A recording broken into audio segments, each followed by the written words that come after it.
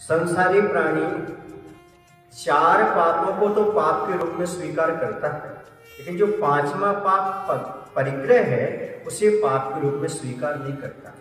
प्रत्येक व्यक्ति धन कमाने में लगा रहता है, मकान, जमीन, जायदाद आदि की वृद्धि में लगा रहता है, सोना चांदी इकट्ठा करता रहता है, धन धान्य इकट्ठा करता रहता है, वस्त्र कपड़े आदि इकट्ठे करता रहता है। ये परिग्रह है, लेकिन इसी व्यक्ति पाप के रूप में नहीं मानता।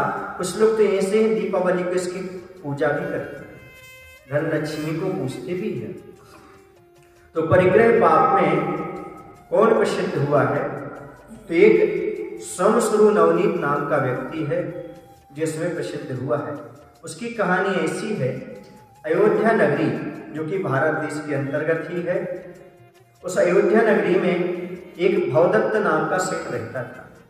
उसकी स्त्री का नाम था धनदत्ता और पुत्र का नाम था लुब्धदत्त।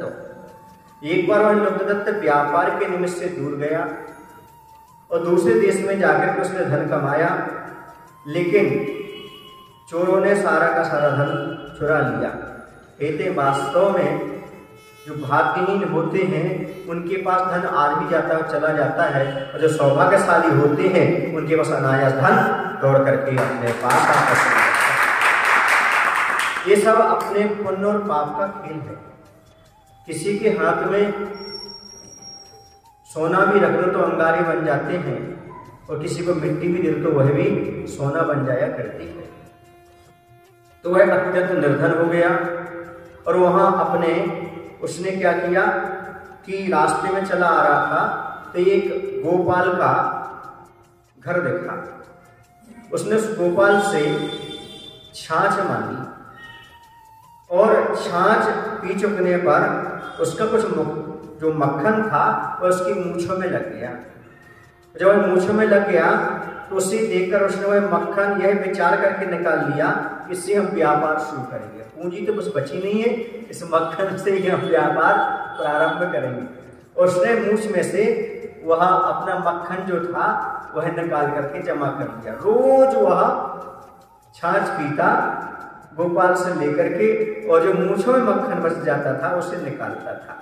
सोमश्रु माने होता है मूंछें और नवनीत माने होता है मक्खन।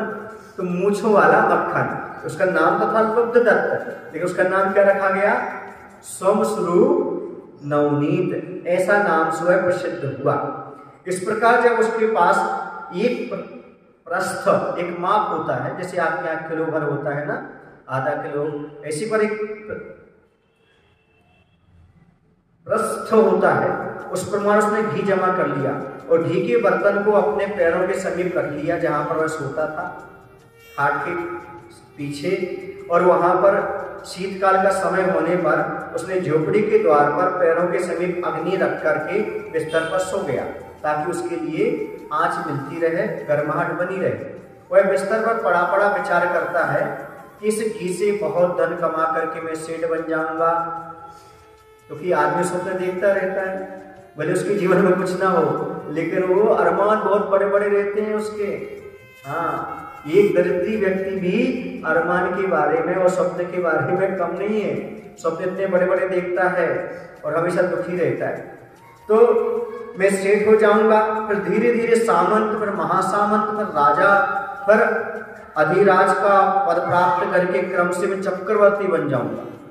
उस समय से और उसने सोच लिया कि मैं 7 खंड के महल में सैया तल पर पड़ा होऊंगा, चरणों के समीप मेरी सुंदर स्त्री बैठी होगी और वह मेरी पैर दबा रही होगी। ये सब स्वप्न जैसी बात हो गई, विचार कर रहा है वह इस प्रकार का। ऐसा कहकर उसने पैरों से ताड़ित करूंगा, ऐसा सोच लिया, स्त्री को मारूंगा, मजाक में पैर मारूंगा, लात मारूंगा, ऐसा विचार कर उसने अपने आप को सचमुच ही चक्रवर्ती समझ लिया और पैरों से ताड़ित करके घी का बर्तन जिसने रखा था ना, जिसमें उसने मूंछों से इकट्ठा करके और मक्खन से घी बना करके उसने रखा था, और उस घी में क्या हुआ, उसकी लात पड़ी, पैर पड़ा और जाकर के वह जो द्वार में आग रखी थी, आग में जाकर के गिर गया और पूरा का पूरा द्वार जलने लगा, जिससे उसकी इच्छाओं की परिमाण से रहे वह निकलने में असमर्थ हो गया।